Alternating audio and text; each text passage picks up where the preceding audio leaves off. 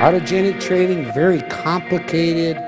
If you love yoga, you might like it because it's got lots of exercises that are very demanding exercises. It works, but it's also very long and lengthy.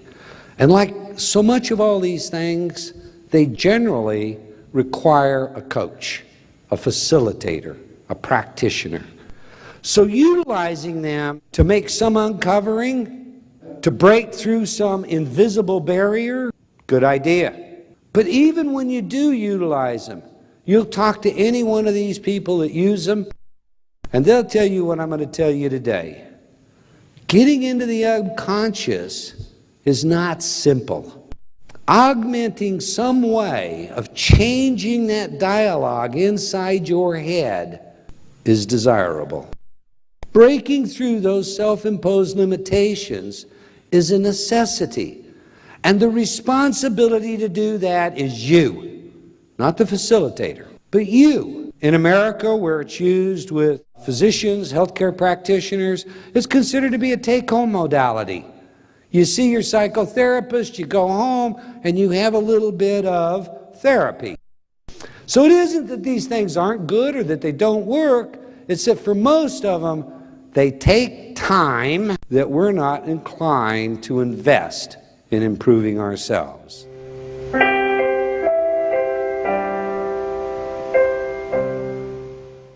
There's another problem that accompanies this, and that has to do with our motivation. We say to ourselves, I want this. This is for me. I'm going to do this. So there's a great speaker coming to town. He's known to be, he, she, a great motivational person. And you say, you know, I'm going to go there and I'm going to get the secrets to all the success in the world. I'm going to hear this person. You go to them and you listen. We've done exit studies on some of these motivational rallies. And boy, there are some that can just, they're contagious, they're electric. The hackles on your neck stand up, you get goosebumps. Wow, wow. They have lights going in the background. They're like magic acts. And when you leave, we ask, hey, is this going to make a difference? And the vast majority say yes. Boy, I got some things here today that are just really going to change my life. I'm so glad I came. And then we go back 60 days later and we ask these people, what have you done? How did you use the tools that you learned? Oh, you know, it just didn't work for me. I mean, I think my personality is a little different than that. Oh, I haven't had time yet, you know. I'm still probably going to do something, but I haven't had time. I just haven't got around to it. And on and on and on and on. Lots of excuses. Only a very small percentage of those people that went to that seminar actually used the tools. Actually follow through. There's some script inside them, some resistance that's stopping them. It has nothing to do with the fact that it was a good tool or a bad tool that fits their personality, doesn't fit their personality. It has nothing to do with whether or not they had the time. They spent a lot of good money to go there. They spent it maybe a day, maybe 5 days attending. All it has to do with some inner script. That's why they don't do it. And then the next time somebody comes to town, not right away because we've got to have time, and you know we have to clear that out. Maybe the next year, oh, there's a great speaker coming to town. I'm going to go there, and we do it all over again. You see a self-improvement industry, and you see people that are going to one after another, like the first one didn't have the answers that they told us it did. Has nothing to do with that. Has to do with them. Has to do with you. You ultimately have that responsibility.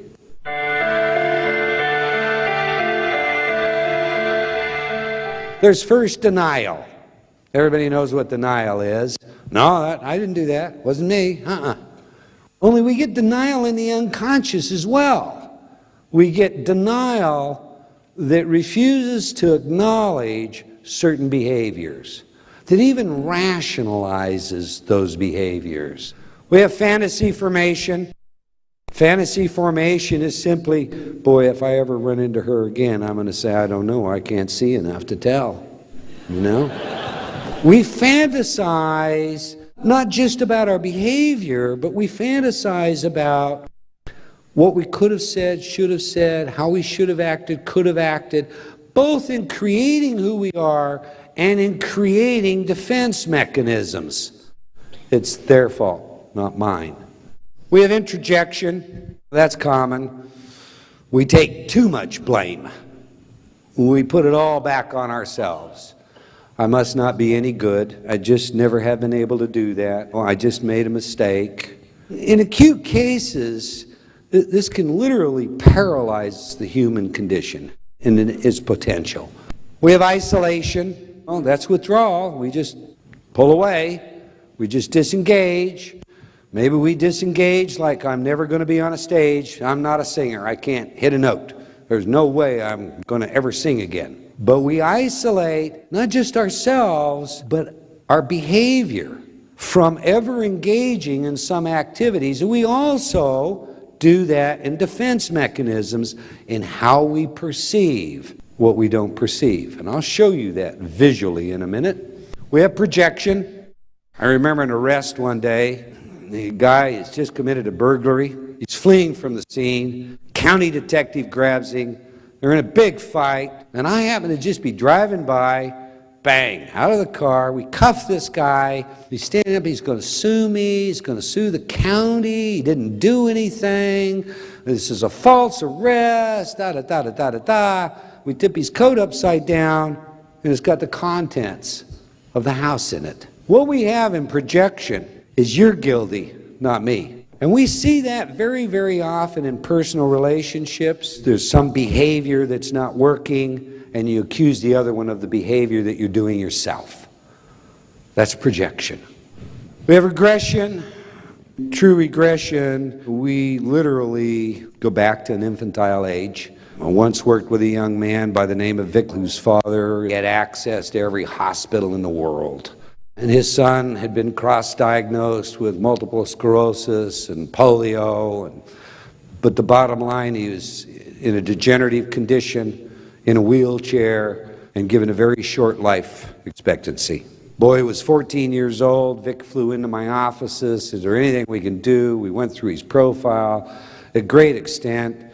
Robert Youngblood, an MD, qualified in this area, joined me, and we developed a profile. We basically concluded this was some kind of sibling rivalry because Vic was born healthy, he was born well, everything in his life was going great, he was the center of the universe, a very affluent family, being literally bathed with anything and everything, and then he has a sibling born. Well, the sibling suddenly is the center of attention, and Vic suddenly starts getting ill. All of the attention shifts back to Vic, and the sicker he is, the more attention he gets. He has special wheelchairs, the house is rigged with elevator lifts on the stairs, no expenses barred. Well, the only thing in Vic's history, and we kind of overlooked this at the beginning, was he had a minor birth defect that required a tracheotomy. Tracheotomy was done when he was 2. Sibling was born shortly thereafter. And I tell you that because it becomes important. We created the profile, sent the programs home with Vic Sr. Vic put a sound system throughout his house, which would be his style. It played in every room, 24 hours of the day. Vic Jr., in the middle of the night, 24-hour surveillance, the alarm goes off, he can't breathe. They rush him to the hospital. They do a tracheotomy. He recovers from the trach and the wheelchair. I have a picture of this boy, 16 years of age, 2 years later. There's no degeneration. He's standing proudly holding his driver's license up, sending me a letter with his photograph standing next to his new vehicle. 16, chasing girls, having fun, doing what 16-year-olds do. Regression. 20/20 hindsight, what did he do to cause a tracheotomy at 14? Turned his oxygen up. That's what caused the choking. That's what led to leading him to the hospital. Did he consciously do that? I don't know. Is there a correspondence between he's in optimal health at 2 years of age, the tracheotomy, and returning to optimal health following a tracheotomy? I suggest there probably is. But that's an example of regression. Repression, hey, I just hide it from myself. I told you about my repressed experience. And sublimation. If Freud were correct, as a young man, I had fantasies, sexual fantasies about my mother. Don't think I did. Wouldn't admit to it if I did. But if Freud were correct, every young man does. We sublimate that drive by putting it out towards someone else. If we're healthy, it's some significant other, our wife or whatnot. Not or whatnot, better be your wife, guys.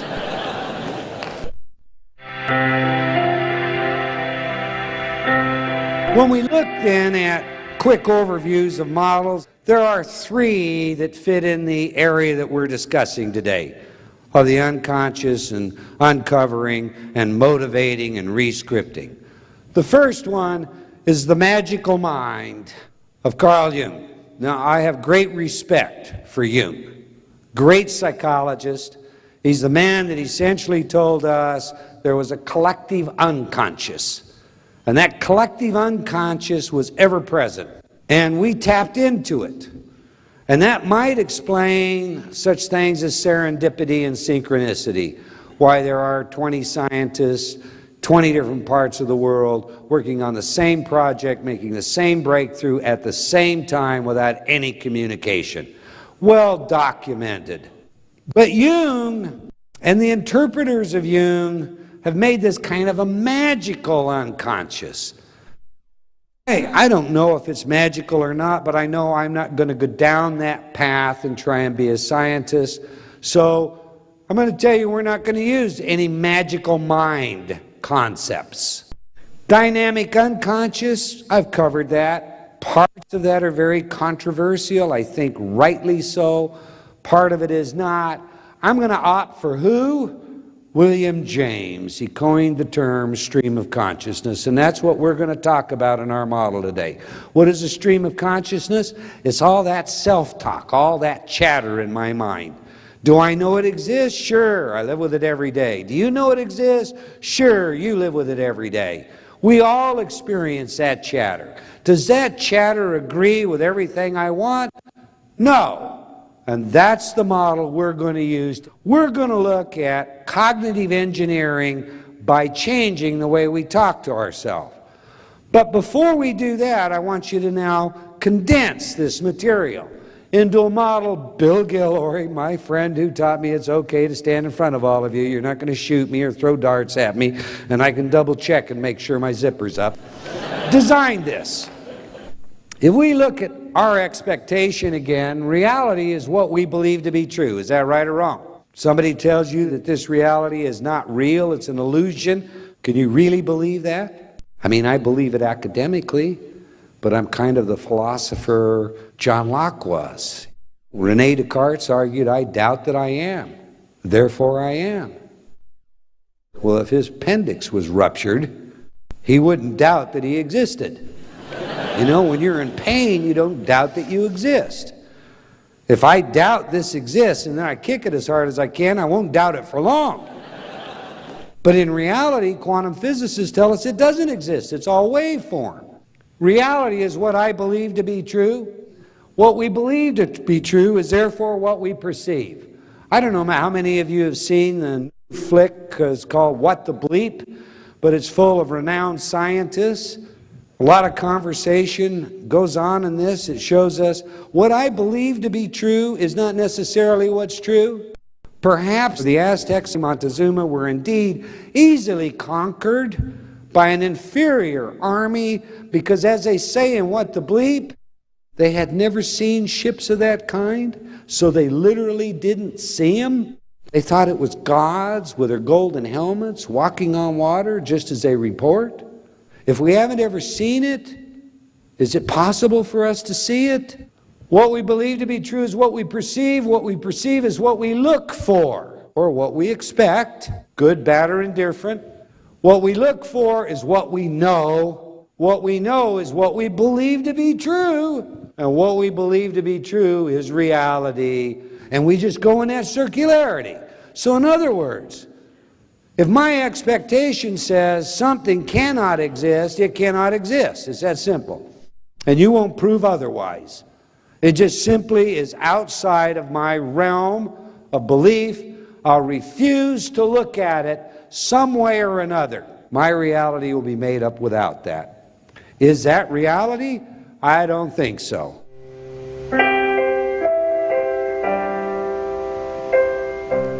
When you look at a model of the mind, we have an unconscious. If we just use Einstein's model, that represents probably 90% of our total mental capacity.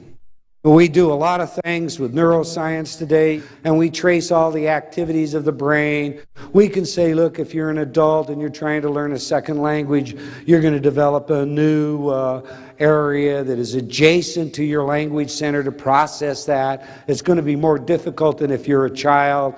We can tell you lots of things about the tickings of the brain and how it relates to what we call perception. But remember white crows? We really can't build a good model. We have savants, a famous savant, who can read 2 books at the same time. Has no corpus callosum. Not only can he read one with the right eye and one with the left eye at the same time, he remembers every word he read. And of some 3,500 books, he can recite every one of them word for word. We have a twin savants, 2 of them, that have the ability to do prime numbers. They do it for fun, as fast as a computer. Now, I'm not talking about prime numbers like 1, 3, 5. We're talking about prime numbers that are 30, 40 integers long. How is that possible? We don't have an explanation for those things. With all of our mapping, with all of our understanding, we're still at a loss for the power of the mind. We're still at a loss for being able to explain these various white crows or anomalies of consciousness. Well, what we're going to do with our model is we're just going to make it really simple. Okay, 90% of the total brain capacity is unconscious. That leaves 10%, which is the popular, this is what I use. And in that popular, this is what I use, it would appear that about 3%, if you go along with the statistics that are generated by lots of people, and I qualify that because I have trouble with those statistics. I mean, when we don't know how deep something is or how high something is, how can you get into percentages of anything? But I'll go along with them for the sake of our model.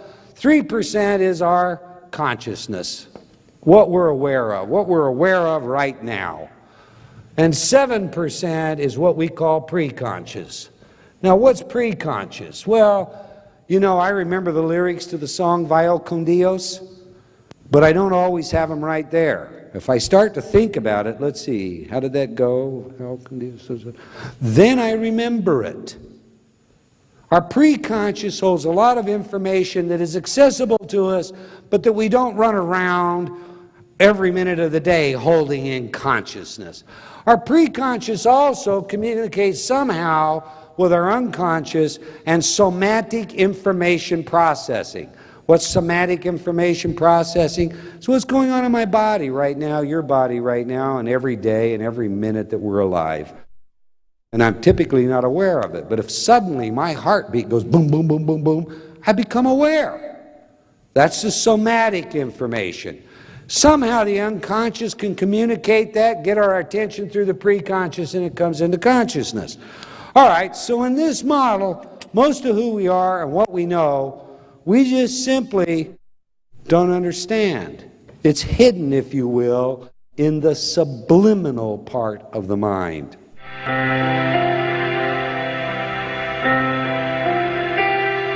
4 drives. I'll never forget, I had a professor, a very famous professor, who said to me, you know, you can always remember it if you think of it as there are the 4 F's. Now, this is for English speakers, and please, I don't want to offend anybody, and you might have to fill it in some. If you don't get it, that's okay. Drives are fundamental aspects of the human creature that we all seek. It's a species-oriented mechanism as well as an individual-oriented mechanism. The first drive is fight. The second drive is flight. Fight, flight, we all know that. The next drive is feeding. We have to feed, don't we? We have to eat. And the last drive in any mixed audience, unless you're talking to cops, is breeding, propagation of the species. He called it his 4F seminar. We all got it, you never forgot it. Today we have a fifth drive. That fifth drive in the Western world seems to be more. I want more. I want more. Yesterday I was having a conversation here as they were preparing everything, and I happened to talk about this fifth drive, and the fellow that I was talking to says, well, you know, we don't have so much of that. No, that isn't something that goes on in Malaysia. But wow. And this morning I picked up today's newspaper, your newspaper, not mine. And what do I find on page 3? Visit Singapore for stress relief. Shop your stress relief away. But really, they got the same problem we've got. I want more. We've turned everybody into consumers. Consumption is therapy. You know, if I'm depressed, if I'm stressed, I'll go shopping. On this picture, I guarantee you get today's paper, there's this very beautiful woman, and she must have 10, 12 pairs of shoes out in front of her, and she's just deciding which one she wants in the convenience of this Shangri-La. So maybe you don't have that drive, but in the Western world, we see it everywhere. I want more. What do you want more of? I want more fame. I want more attention. I want more love. I want more friends. You know, it's like a child. I'm bored. I want something. Buy me something. I want more. I want more cars. I want more success. I want more money. I want more. You know what we don't hear? I want more awe. When I was a boy, I'll never forget walking out my front door one day, and we had a rose bush. And this rose bush had a beautiful young red flower on it. And it had rained lightly the night before, and there were these little pearls of water on this rose. And the sun was just hitting it perfectly, so that every one of them lit a rainbow of colors that was falling on the back of my house, right behind it. I looked at that and beheld it in awe. Wow, what beauty. And remember that to this day, because the first sense I probably had of awe was the glorious beauty in that rose. And that rose to me smelled sweeter than any rose I've ever smelled in my life, and I'm sure it had nothing to do with the scent of the rose itself. It was the awe of that moment. I don't hear anybody say, I want more awe. You don't hear too many people saying, you know, I just want more peace. I want to feel comfortable with myself, at home with myself. I just want more peace. Now, this fifth drive seems to be outward, like so much of everything that we look for in our lives. We have a metaphor. It's a story of the creation.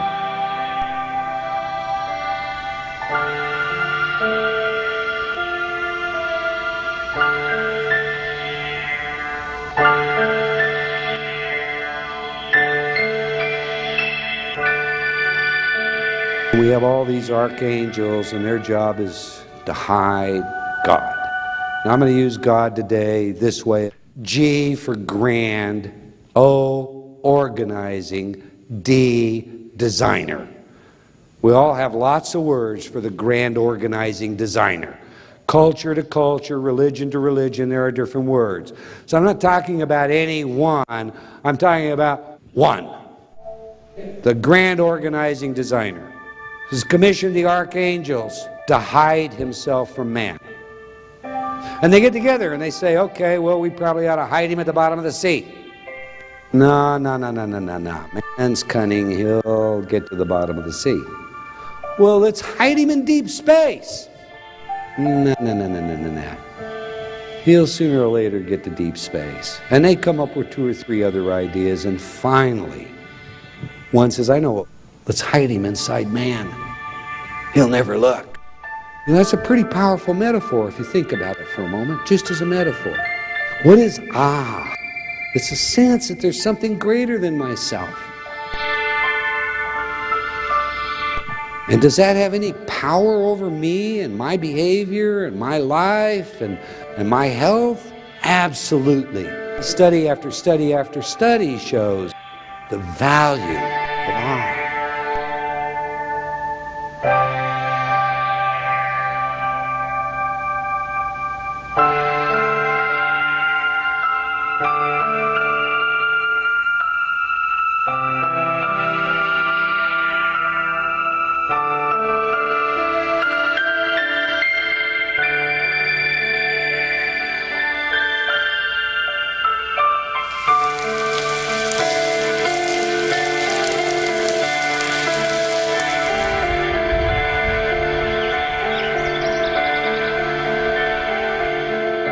This fifth force in our Western world is simply more. I want more toys, I want more money, I want more success, etc. Let's start to tie things together, all right? And we have fight and flight. Anxiety and depression in modern man is fight and flight. You know, if I'm going to fight, I'm ready. And what is anxiety? It's a heightened states of arousal where my system is filled with adrenaline and other neurochemicals. All of a sudden, my stomach doesn't work because it's not important. Everything's gone out to the exterior. I am ready to fight. And what is depression in its deepest sense? Absolute withdrawal, total flight, indeed, even suicidal flight in chronic depression. We've discovered a system of beliefs. I call them subliminal beliefs because, hey, look, that just fits. You call them subconscious beliefs. We have a whole structure of beliefs inside our subconscious. And if we were to put those on a hedonic calculus, and I'm using that after hedons of pleasure and hedons of pain from the Greek philosophers, we would say that this calculus on one end has love, peace, security, the beauty, the glorious part about human nature, your total potential. And on the other end, it has anger and fear. And I'll tell you what I've learned over the years, and this works in English. Anger, a nasty, getting even response. Fear. For every anger response, there is a nasty getting even response. I'm going to tell you this. You don't get angry unless you're threatened. You may not think so, but you're afraid of something when you get angry. Somebody cuts you off, 5 o'clock traffic, they just cut in front of you. What happened? You're angry? Why? You got to slow down and you're going to be off a millimeter of a second and getting home? Why? Because he stole something from you, didn't he? He took my place. And they can't do that, can they? Well, why? Because it's wrong. And I'm afraid if I let somebody do it, I'll let everybody do it. See, there's no such thing as anger without fear. Period. On that side, I have all the negative stuff that you can see that humans have done to humans over generations and time immemorial. All right. On the other side, I have the highest potential that resides in the human condition. Along this calculus, then, we have to recognize that sitting in the center is our desire to avoid rejection and our survival mechanisms, our drives. They make up the model of our mind. And if you don't believe that the greatest motivation you have subconsciously is to avoid rejection, you haven't really looked at yourself, because we all need to be loved, and you may as well understand that. We all need arousal, and we all need to be loved. That is the human condition. Being rejected, whether it's how the boss looks at me, and I sense rejection, something my mate says to me, that hurts. That's painful. What's more, it's threatening. And this is how. We have two kinds of stimuli that trigger these responses. One we can call imaginary threats. What's an imaginary threat? Hey, the guy that cut me off in 5 o'clock traffic is not a real threat, is it? The way my boss looks at me, that's not a real threat, is it? I make it a real threat. I make it seem like a real threat. But is it a saber-toothed tiger? A real threat? Huh? Is it a 357 at my head? Should fight, flight, anxiety, depression be set off by those synthetic stimuli? Well, the answer is no, but it is. It is in every one of us. There are two ways to be tied up in the world. Somebody can physically bind me. I'm tied up. I can attach a string to this microphone and refuse to pull it hard enough to break the string or to let go of it and walk away. If I have a belief that is a string and I'm holding on to it, it's my little chicken yard belief, I'm tied up. I promised you, because I was going to tell you the most important part of today, something that will change your life if you're willing to do it. Something that will add longevity and it will add health, and that's guaranteed. How did the inmate population tie themselves up? After all these psychometrics I told you about, we interviewed them.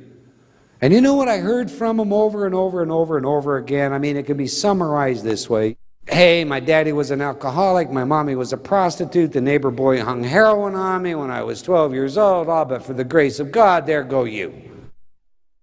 And you know, almost all of that was nonsense. What were they doing? They were blaming where they were on somebody else. Not my fault. What is this thread? It's blame. Anyone that doesn't have someone or something they blame in their life is probably ready to start walking on water. Blame. It's the most debilitating thing you can do. Why? Because if you blame, you disenfranchised yourself. It's not my fault. What's that mean? I don't have to do anything about it, man. You do it for me. You change. It's not me. I'm not responsible. Isn't that what blame does? Blame literally executes your free will.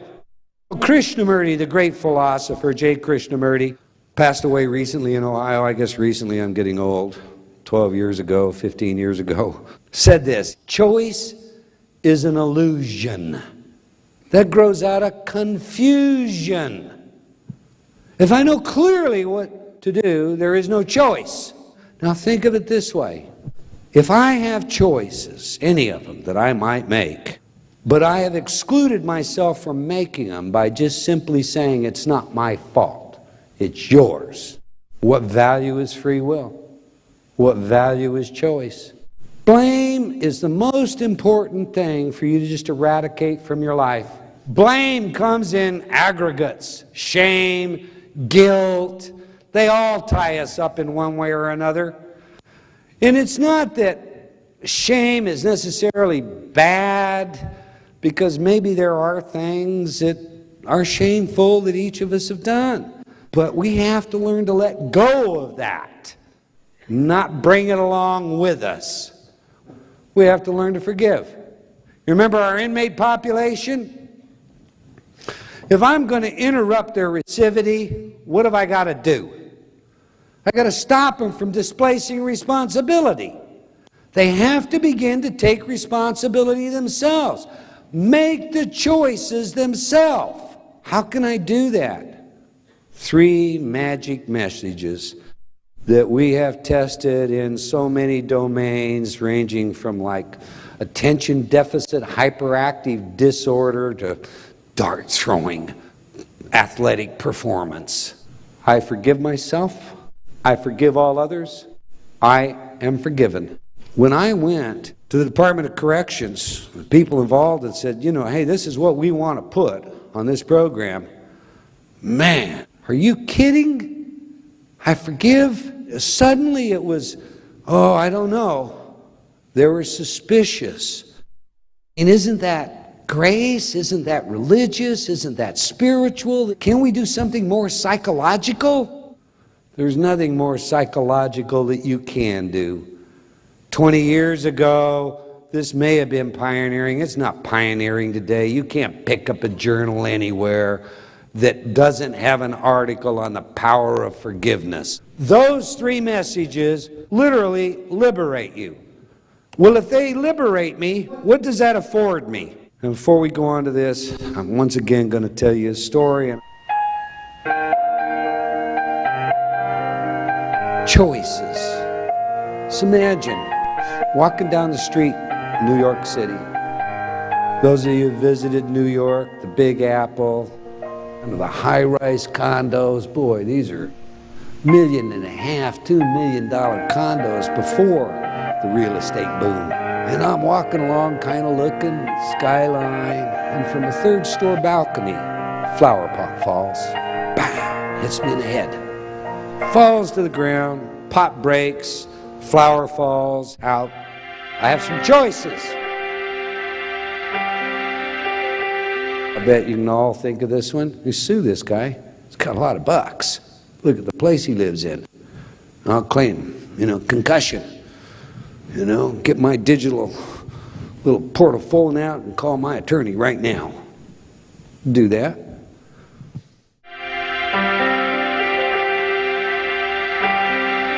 Oh, I wanted to be John Wayne. I'm going to take this broken flower pot and put it where.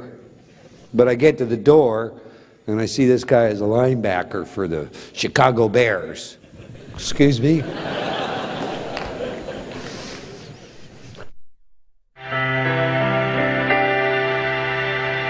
I can be metaphysical. Thank you. That probably brought some enlightenment to me. What else can I do? What could I do that would turn this situation into thank you, gratitude situation?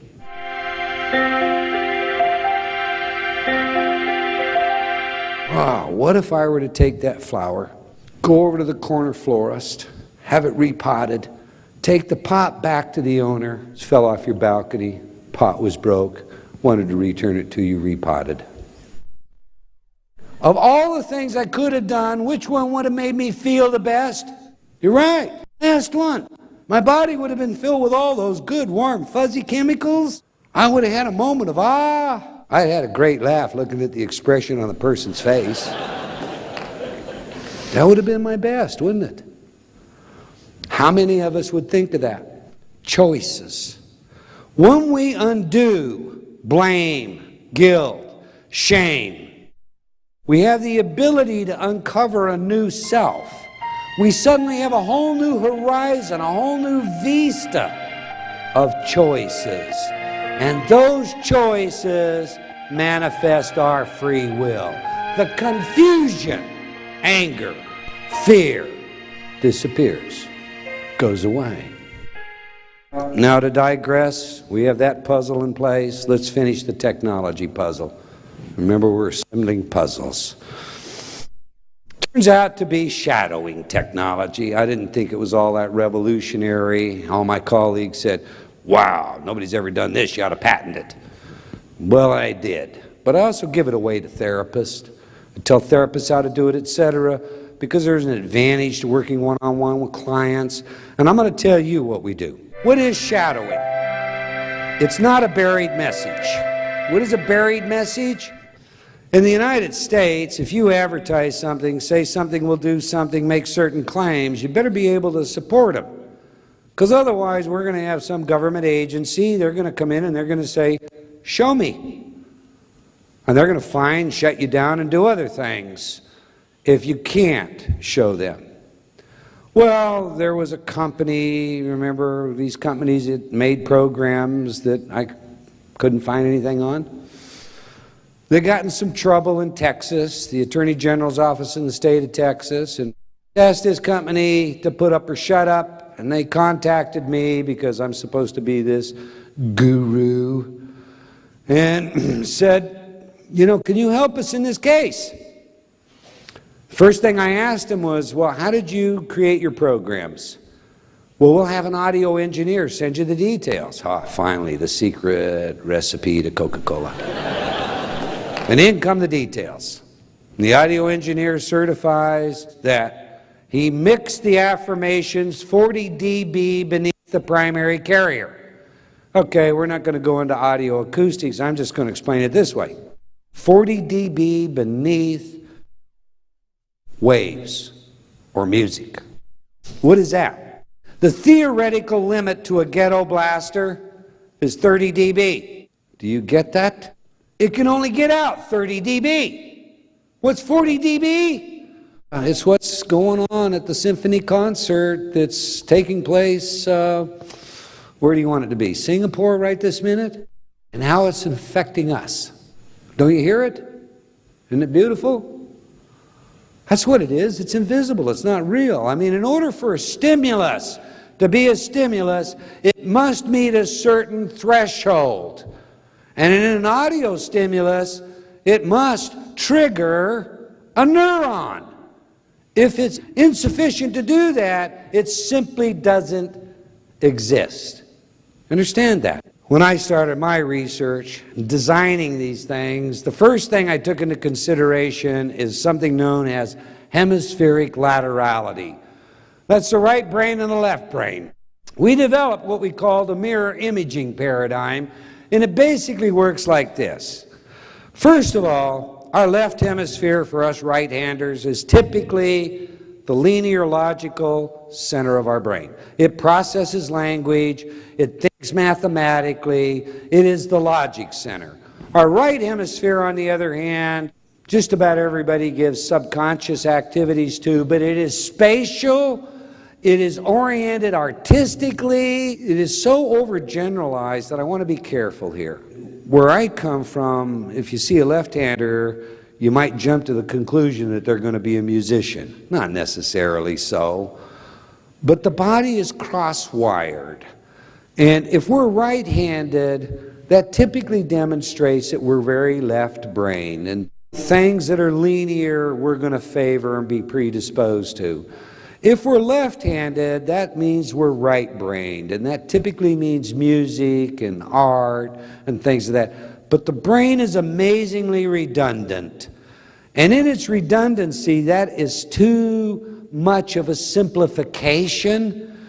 There are left-handers that are brilliant mathematicians and vice versa, right-handers that are brilliant artists. But we tend to generally think of it as lateralized by speciality. You think of it this way. If you were an athlete and I took two balls, I held them so far apart and I threw them to you, and I said, catch them, and you tried to look them both into your hand, you would drop them. You cannot do that. You simply cannot do that. But if you take your eyes off them, you can pick them up pretty easy. The brain specializes, and in its specialization, one hemisphere has clearly been shown to specialize more in linear, logical, analytical, and the other more in the spatial and the artistic. So I don't want you to go away thinking it's either or, even though there's a lot of literature that says there is. You remember I told you about the lie detection test? I ran the tape backwards. The guy said, no, I didn't take the missing money. And backwards it said, liar. Remember that? Now, if there's anything controversial, really controversial, I'm going to discuss with you today, that's this next area. Carl Pribram said the brain's holographic. Said so 30 years ago. Brilliant scientist, Stanford University. Boy, Carl Pribram says so. I paid attention. Pribram, however, didn't. He kind of went away because it wasn't real popular, and he is a very well thought of professor. But not everybody went away. They took his idea and they started doing a lot of research. What do you mean holographic? The brain's holographic. Well, you know, when I went to school, they taught us that memory was encoded in so-called engrams and egrams. That is, look, you know, we had special compartments in the head. I'll bet that looks funny. Special compartments in the head where we just stored all our information.